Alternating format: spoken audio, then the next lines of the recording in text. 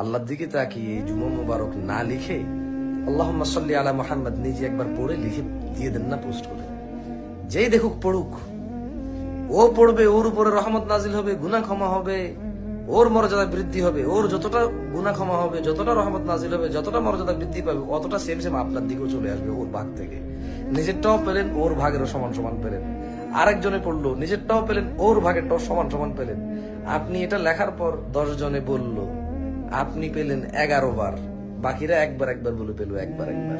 আপনি একবার প্রচার করে পেলেন 11 বার। 100 জনে দেখলে আপনি পেলেন 101 বার। 1000 মানুষে দেখলে আপনি পেলেন 1001 বার।